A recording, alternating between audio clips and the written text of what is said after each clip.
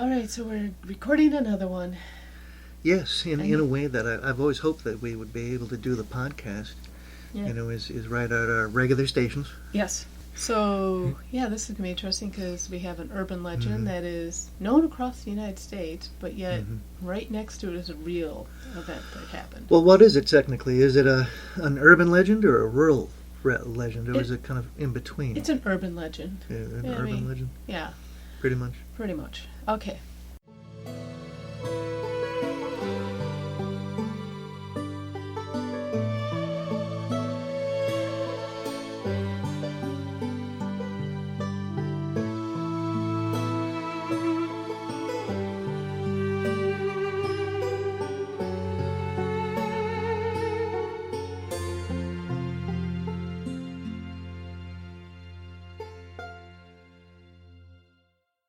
Welcome to Unearth the Upstate. I'm Mari.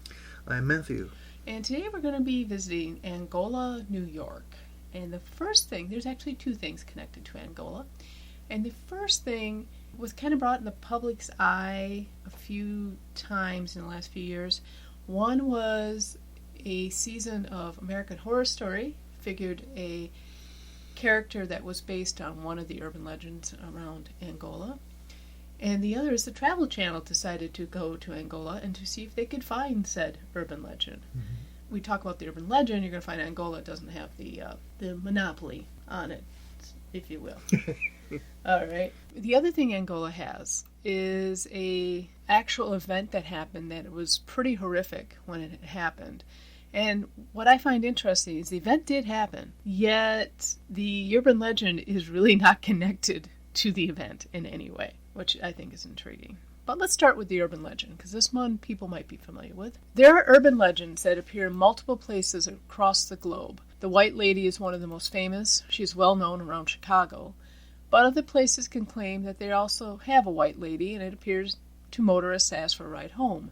There are bridges where you can hear the cries of babies, and there are many lonely stretches of road where a pigman is supposed to appear and chase interlopers. New York has all of them, but our Pigman haunts an area with another horror. One of the worst train wrecks happened in Angola, New York, less than 2 miles away along the tracks where the train plummeted off the bridge. The Pigman will appear. Holland Road is the official name of the road, but it is referred to as Pigman's Road. People who go down that road report the area feeling oppressive. Some see pig heads on spikes, and others are chased by a man wearing a pig's head. Sound familiar?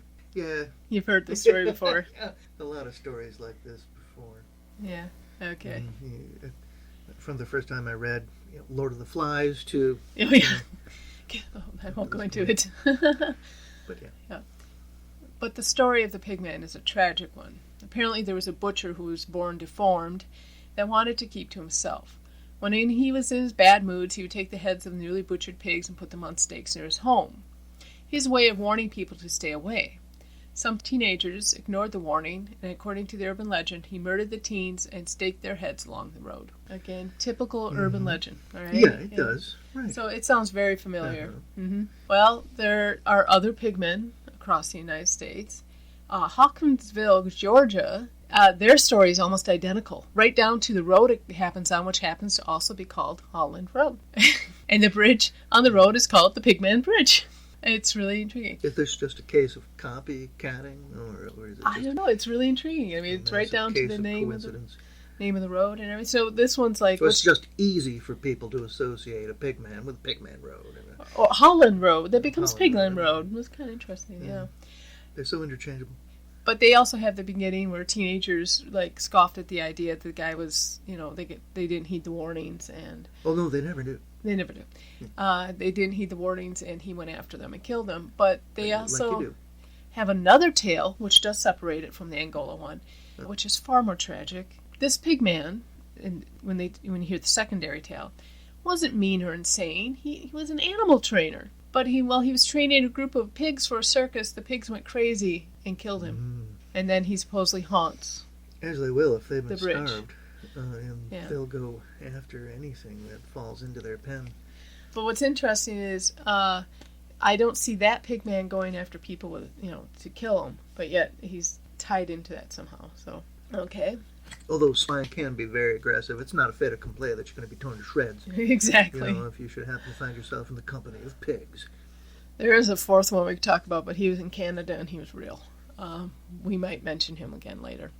Anyway, in Denton, Texas, which has a far more famous urban legend of the Goatman Bridge, one of my favorite BuzzFeed Unsolved.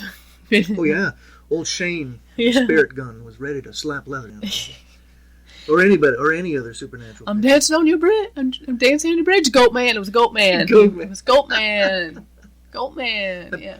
I'm trying to circle it back around to the Pigman. We're getting there. We're getting there because there are other bridges on the Bonnie Brae that say they're haunted by the Pigman. Mm. So they got the Goatman and they got the Pigman in Denton, Texas. Anyway, like I said, they're interchangeable. Yeah. Teenagers in the 1950s reported being scared off the area by something throwing rocks and yelling at them with glowing red eyes. Woo! Oh, yes. Cue the theremin. Yeah. Now, in this case, the origin of the Pigman was a drifter who had been bitten by a rabid pig and turned into a pig-human creature. Oh, yeah. I'm aware, pig. Okay. Vermont, though, has the strangest one. And if we were doing a cryptid, I would want to do this. The Pigman, a devil's washbowl, or also known as the Northfield Pigman, a teenager named Sam Harris disappeared the night before Halloween sometime in the 1950s. Whether he was the first victim of this creature or perhaps even became the cursed creature is not clear. This Pigman is more animal-like. In 1971, a farmer reported hearing strange grunts. He went outside and saw a creature. It looked like a naked man covered in short white fur with the hands ending in claws, and its head looked like a pig. Now, if this was 91 instead of 71, I'd say it was a stray person, I don't know, who got misdirected for a cosplay or something like that. Well, if it wasn't for the white hair, I would say it was a bear that had mange. But they said white hair. Mange? Yeah. White, specifically white hair. Which would make it, what variety? Or large white, rather. Bear? That'd be polar. No. I'm talking about pigs. Oh, pigs. Yeah, it'd be large white. But there were other sightings in 1971 and the early 70s along that area of Vermont. And these would take on more like a Bigfoot type sighting. Oh, yeah. People would see it in the woods, and it was quite interesting. So the Vermont Pigman has nothing to do with the other Pigman at all. Doesn't sound like it. And like I said, there's the other one we could talk about that happened in Canada. I'm just going to mention it real quickly. I don't forget the guy's name, but there was a serial killer who inherited a pig farm, and that is how he got rid of his victims. Yes, infamous case. So there was a true Pigman in Canada. All the way from the Great White North. Yeah. And I don't remember his name, and I really don't want to repeat his name either. So something for you to look up out there in the podcast land. He is one of the most grotesque ones. Anyway. But look, check for keywords in your search, prostitutes and pig farms in Canada, and you'll find it easily. Yeah. So anyway, that's the Pigman. All right. Now, like I said, American Horror Story had a character, and most of the articles I read said it was based on the New York Pigman, but as you could tell, the one in Georgia was almost exact. Well, you know what I'm saying?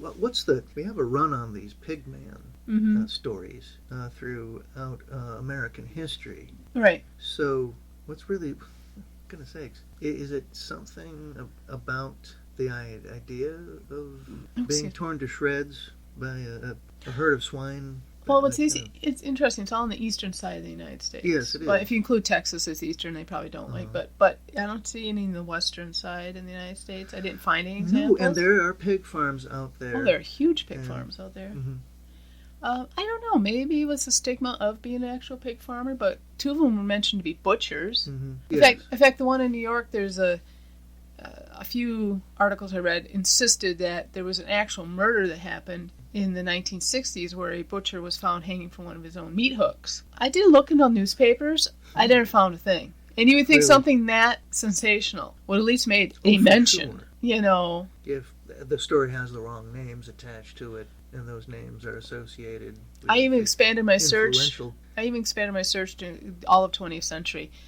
Nowhere was there a butcher hanging from a meat hook in Western So New it's York. A complete urban legend. Right, but the people online and some of the other articles I found reported as fact, but they never give a source. So it's like one of those things where like, well, I they know. never follow it up with Right. with any other sort of contacts Right. or resources. But they insist it's true, and I'm like, well, I did a real quick search of the newspapers in New York, and I couldn't find a single mention of it. Oh, wow. I mean, when I can find mentions of the Seneca Lake monster, and I can find mentions of one that's coming up about this this woman who threw some. Well, it's another bridge story we're going to come up with, and I found tons of mentions of that. Yeah, do you think a guy was murdered and stuck on a meat hook would have made news somewhere? You get citations in old periodicals about families who've been cited for having garbage in their on their property. Yeah. You know, visitations by Aunt Bethel, things like that. Yeah. And of course, the endless stream of obituaries. Right. So I don't know how even a mention. I did find.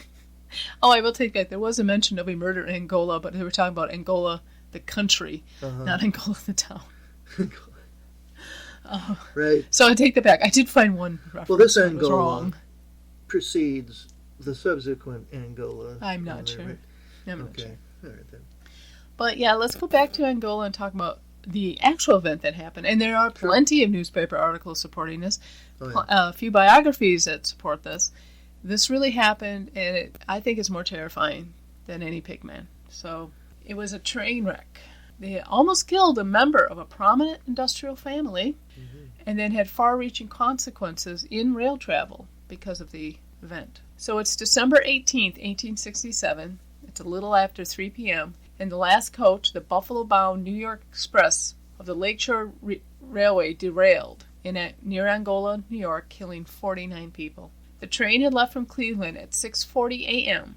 The train consisted of 3 first-class cars, 1 second-class car, and 4 baggage cars. So it wasn't a huge train. No, not at all. And I imagine the kind of engine they would have pulling this train would be one with 2 driver wheels on it, and that was capable of going about 70 miles per hour or something like that. Mm-hmm.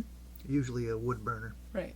The passenger cars were wooden, and each had potbelly stoves in them to keep the passengers warm. Those of you who are not familiar with potbelly stoves, they are pretty much the description. They are squat and round-ish looking. They kind of look like a woman wearing a dress, a lot of them. They've got like an hourglass figure, really. Yeah. But where you feed it, it's the round part. And they're often the smaller ones, and were used in offices and things like that. But they would put like multiple ones of these in these passenger cars to keep the passengers warm, especially December in New York. Oh, yeah. You need it, Definitely. Okay. The train was running late. By the time it came to Angola, the train had been speeding to make up time. At the truss bridge over Big Sisters Creek, it ran over a frog, not rivet. Well, explain to us what a frog is. A frog is the crossing of 2 rails. You know when they switch rails? Mm-hmm. Yeah, that area where they switch, that's called a frog. Okay. I don't know why. I just had to look it up, and that's what they call it. Okay. Now, the front axle of the real car was slightly bent. I'm not sure if anyone knew it at the time or if anyone had even checked. It was found out after the fact. Okay. So this was at a juncture. Yes. This was at a confluence of rails, and it was at this switching area. Right. So they got the right of way. They're going over the switching area, and the boat starts setting it off because there's the axle, which we're going to find out there's something else going on with that axle later too. Okay. This started the derailment of the car. A little further down, so it's shaking at this point. It's like bump it and going back. Have you ever ridden? Not many people ride trains anymore. I've ridden a couple times. That's interesting because Amtrak has had to lay new rails. Yeah. They've had to buy new railway property to keep up with their demand. But, if you've ever ridden a rail, sometimes when you're going over multiple rail tracks, I was thinking like Chicago Rail Yard, for example, my God. Mm-hmm. There's times where it just feels like you're rocking back and forth because they're switching over the different rails. So imagine going at high speed and hitting it, so this thing's going to start rocking back and forth. Yeah. Right? A little further down, the other unstable wheel hit an iron rod. Now, this iron rod wasn't like stuck on the rails just accidentally. It was one of those nails, spikes. Yeah. The railroad spike is what it was. And the wheel, the already bouncing wheel, sheared the top of that spike off as it hit it. And now this caused it to really jump okay? The brakes were applied at this point, and it was going very fast as it hit the bridge. So it hadn't even hit, the engine hadn't even hit the bridge yet. The last car, bouncing around now, uncoupled from the train and went straight over the bridge into the gorge, okay? The second to last car, of course now being affected by that, the last car going over, did make it to the other side of the bridge, but it slid down the embankment, but stayed connected to the train. So you got one car plunging down into the gorge, another one sliding down, and the rest of the train was able to stay up, amazingly. Okay. Only one person died in the car that slid down the embankment, but the passengers in the last car had been thrown to the back of the car. The potbelly stoves opened up, spewing hot coals everywhere. The kerosene lamps broke, spewing fuel everywhere. Only 2 people were able to escape. By the time rescuers got down there, it was so engulfed in flames, all they could do was listen to them scream. A horrific conflagration. Yes. So only 2 people escaped that last car, and the rest were literally burnt to death. Oh. You know? Yep. Kerosene from the lamp spraying all over the car, Mm-hmm. fueling the fire. Yep. Yeah. Remember I said there might have been a second reason there was a problem with that axle. Now, at that time, railroads were set up by different railroad companies. Mm-hmm. And even though... In this case, the New York Central Railroad. Yeah. It was New York Central and the Ohio and the Ohio Railroad. And sometimes they didn't quite match up with their railroad gauge. And if you're not familiar with what I'm talking about railroad gauge, it's the space between the 2 rails. So in other words, that's how wide the axles have to be for the wheels to run on the rails. And sometimes there would be minor differences between it. And in this case, this car was called a compromise car, which had an axle that could run on both the 4-foot, 8.5-inch standard gauge of the New York Central Railroad and then the 4-foot, 10-inch gauge of the Ohio. Okay, so how many inches is that a difference of? 1.5 inches. Well, they did, I don't know how they did it, but it was just called compromise car, so... Because the only other way I'm thinking of being able to do this would be to being able to adjust the wheelbase. Right. And that's labor intensive. But you already have but switching between the gauges would cause the axles to become unstable, which may have caused it to become bent. So we already had that issue going on at the time. Oh, the newspapers went nuts for this. They went nuts. It made national news. There were these, well, they're actually quite beautiful in a horrific sort of way, these illustrations of the accident. And that it just made it front page news. And then when people found out who almost died on the train, it really made the front page news. John D. Rockefeller almost rode the train that morning. Of course, John D. Rockefeller, member of the Rockefeller families. If you're not familiar who the Rockefellers are, I don't have time to go into it, but just say they were very, very influential, very rich family. I think they still are in many respects. Well, the Rockefellers still have money. Yeah, they still have money. They were, industrialist. So John D. Had sent his suitcases ahead, and he was going to make the connection in Cleveland, where he lived with his wife at the time. But there he was going back to New York City to celebrate the holidays with the rest of his family, and he ran late that morning and missed the train. Now, his luggage was already on the train. He missed boarding it, okay? Including all his Christmas presents. Yes, including all his Christmas presents. He did catch a later train, which had to stop due to the accident in Angola. He did contact his wife in Cleveland, I'm assuming by telegraph. All the articles I read weren't too clear on it. That the 6:40 train, which I missed, had a bad accident. That's all he told her at the time. Quote. And here's the thing. Because he was running late that day, if he had made the train, the only car they could have put him on would have been the last car. It burned up in the last car. He would have burned up. Yep, exactly. So when he did finally make it back to New York, he wrote a longer letter to her and explained that, that was exactly, he would have been on that last one. On the 6:40 train. Yeah, on the 6:40 train. And he was extremely grateful that, whatever caused him to be slow that morning and not get his button gear. Well, of course, he didn't use those words. But, saved his life. And, I know people who missed tragedies and missed accidents because something happened to them and their daily routine was knocked off and, they just missed getting into a car wreck. Or they, so sometimes you got to wonder if there is something going on. Sometimes that works in the opposite direction for True. you. And if you were on your regular schedule, you would have missed that tragedy that you got involved in. True. Yep. Well, after the fire had burned, it was finally safe to approach the wreckage. The bodies of the dead were taken to the Angola depot. They were boxed, sometimes 2 to 3 to a casket, and then sent by funeral train to Buffalo. Temporary morgues around the city were established where relatives and authorities could view them. Now, remember, there are 49 dead. Mm-hmm. Oh, boy. A memorial service for the victims took place on December 22nd in Buffalo's Exchange Street Depot. Afterwards, the boxes were buried in Forest Lawn Cemetery in Buffalo.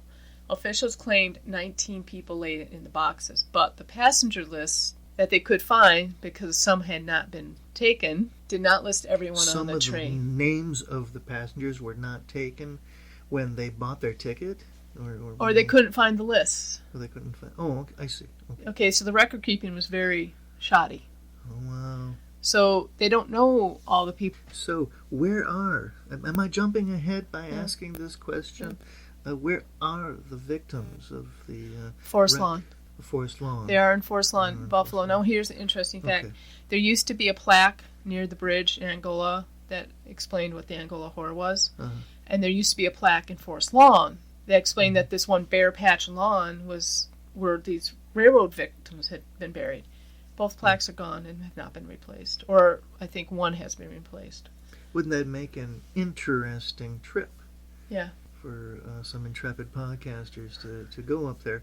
Well, once our lockdown was lifted, well, our paused, if you're in New York, it's looking forward to the future. We might go back to Buffalo area and check it out. So, but there were some changes made. First of all, George Westinghouse just became kind of obsessed with the tragedy, and he invented the air brakes for trains. This also meant a redesign for occupancy type car. Yes. So no more wooden cars. Nope, no more wooden cars. No more open stoves like Potbellies. Yeah, no more of that. Yes. Yeah, and it also did a lot to standardize. Did it do anything though to standardize the size of tracks? Well, that's good. Yeah, this was the event that pretty much standardized all the gauges in the United States. Because it seems to me like they had the compromised car going there. Uh-huh. But it wasn't working. Solution. Yeah. But it wasn't working the way it should. And maybe it was kind of rattling around between the rails. And once it got to the frog at the confluence, that's where that narrow gauge skipped over the larger gauge. And then it hit the spike. And the way it went. Now, it was interesting. I was reading ghost stories and ghost... people who have had experiences in Angola. Mm-hmm. And the Pigman is more of the, we're just going to go out and look for the Pigman type thing. It's more of a legend tripping type thing. But people who've been around the site of where the train wreck occurred, they do report hearing screams. And some say you can smell... changes in temperature, sounds, that sort of thing. So I think people who are out there looking for the Pigman are looking at the wrong spot. They need to go find the train 2 miles down the river there. And, look for it. I mean, I went on Google Maps to try to find it. It took me a little bit to find where it was at. Because there really is no signage. There's really nothing there. Yeah. I had to really kind of look for it. But what I find so intriguing is you've got this real event, this real horrific event that happened. Well, these two were a bit hard to dig for. Yeah. Just a little bit in the way of research. But, okay, so like I said, you had the real horrific event of that rail disaster. Mm-hmm. And all the changes that had to occur that were very significant to the rail industry and health and safety. Yes. And you'd think that would be remembered better. Well, and like 100 years later, now we got the Pigman. Uh-huh. And I read some really in-depth tales of the Pigman, where they gave him a name and a backstory and why he became murderous and that. But, it's the general thing is your typical urban legend of a deranged, it's like the Bunnyman Bridge, in Maryland. Mm-hmm. It's really intriguing. Why did the Pigman legend develop where there was already a place where that was had a horrific event to happen? Why didn't that feed into the Pigman legend? Yeah. That, I find that intriguing. Or maybe the fact that people in the area probably were very aware of the train wreck and didn't want to associate an urban legend with it. No, your town has got a ghost story, and that brings a little bit of tourist trade Yeah. along with it. Mm-hmm. And I think it would behoove Angola, the area, or whatever township or municipality, and has that, within their city limits. Is it still Angola? It's still Angola, yes. Okay, all right. So it hasn't changed hands yet. No, and it's very Angola could, do a little bit more Well, in that regard. here's the thing. Put the marker back up for starters. Yeah, for the Angola horror. For Angola. Because the Pigman Road in Angola, and I'm going to say this by looking at Google Maps, yeah, it would give me the creeps too, but not because there's a pigman out there. It's because it's a single lane road that goes under two railroad trestles that are single lane tunnels. And these are older tunnels. Uh-huh. And if you meet a car on that, it's going to be rough. You really don't know, if you meet somebody, where you're going to turn off. What if you meet them in the middle of one of those tunnels? They're short tunnels, but still, and don't try to walk them. Because what if a car comes? There's nowhere for you to go. The tunnels are just not that wide. And I wouldn't even take like a truck or a van or anything down there because I think you'd shear off the top. But the road is really not that good either, so I wouldn't even take a good passenger car. So you just deflate your tires a bit in order to get underneath it. Okay. But I will say the area where the pigman supposedly haunts is kind of creepy. Even on Google Maps, it's kind of a creepy I saw area. the pictures of the area of the road where the encounters were reported. And yeah, it is It's creepy. a bit unsettling It's creepy. looking. I like I said, the one in Georgia is almost exactly the same, except they put the twist in with the animal trainer in there. Yeah, that is And so that is odd. And then you start getting into the more fanciful ones. So you get to the one in Vermont where, are you sure not seeing a Bigfoot? Seriously. Because... Or a skunk ape or whatever. Or skunk ape, yeah, from Florida. Or, like I said, if they hadn't said white fur, I would assume it was a bear with a heavy case of mange. Well, now you have a case where you've got an apparition, Uh-huh. the pigman, who is also associated with something of a cryptid. Up in Vermont, yeah. Yeah. Yeah. Because they never said he was wearing the head of a pig. The other three people say that he was wearing a head of a pig. They said, the one in Vermont, they were saying he looks like he has a pig's head. A pig face wearing squatch. Yeah. Oh, that's it. It was a big squat. It was a Bigfoot that made a hat out of a pig's head. But that's an interesting one to read up on if you're into the cryptids, because a lot of the sightings happened in the 1970s up in Vermont with that one. It definitely doesn't match the other pigmen at all. Because the other pigmen involved people. Right. Well, I take that back. The one in Vermont was talking about the Scott Harris, which you go back to it a little more. The reason they said he may become that creature is because, well, he was out doing something the night before Halloween, and he didn't come home.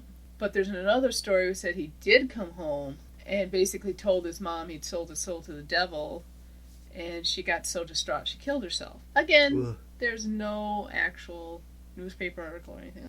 Well, with the pigman, there's definitely a Geen factor at work here, kind of, but a butcher with a pig mask. Geen was just a handyman who, But no, when they embellished the pigman story in Angola, he was a butcher. He was a good butcher, but he really didn't want people to be around him when he was home. So that's why he started hanging the pigs' heads around. It wasn't because he liked them. He's just this way of warning everybody, hey, I'm in a bad mood. Don't come down here. And I'm expert with knives. Yeah, major expert with knives. And just like the meat hook, the butcher hanging from the meat hook. There's no reference of mutilated teenagers from the 1950s in Western New York at all. So I looked them both up. Is the subject for grindhouse movie of that time. And the thing is, I don't know when the legend started with the pigman. Did they start in the 50s? Or was this something that came later? This maybe was something that happened in the 60s? I thought perhaps our history was replete with figures like this. I don't know if we've ever had somebody wearing a pig's head chasing people down. But the first, let's back that up. What is the first reported incident of the pigman in the continental United States? I don't know. I can't tell you. The only ones I got a date on were the ones in the 70s from Vermont.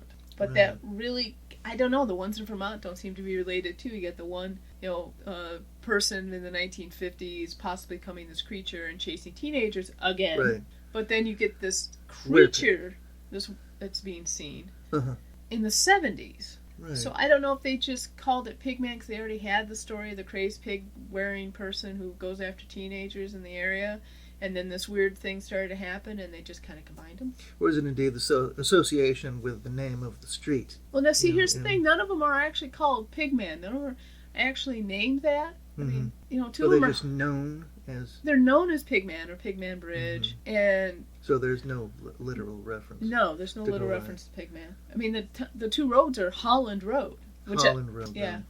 Okay, there's the association. Yeah. For some reason, maybe. I don't know if every Holland Road in the United States has a Pigman legend. And then you gotta wonder where that came from. It'd be interesting to find out if there's another Holland Road with yet another Pigman story to tell. That'd be interesting to find out. I'm sorry I'm yawning, but it's... Oh, that's right. It's Sunday afternoon. Yeah, well, it's Sunday afternoon where we are. Yeah, while we're recording this. Gonna be in our in 2 days. I'll be my week-long lockdown from work. So. Right. Yeah. Yeah. Well, there's an underestimation and an overestimation going on, and somewhere in between reality we'll meet. So, well, that was pretty much it. That was the Pigman of Angola and the actual Angola horror. I hope you enjoyed our ghastly podcast. Goodbye. Bye-bye. Thank you for listening to Unearthly Upstate. You can find us on Facebook, Twitter, Instagram, YouTube, Patreon, and on our webpage. We are also on Apple Podcasts, Spotify, Spreaker, Stitcher, Podbean, Google Podcasts, and CastBox. Please like, share, and review on your favorite platform. Unearthly Upstate is an Animator Liar production. The show is produced by Mari and Matt Manette, with purring provided by Honey and Lloyd. Research and writing by Mari Manette. Music is by Kevin MacLeod, licensed under Creative Commons Attribution 3.0 license. Unless otherwise stated in the episode, the places mentioned in the broadcast are not paid or contact us for any type of promotion. Please check out our webpage for credit and sources for the episode. Thank you.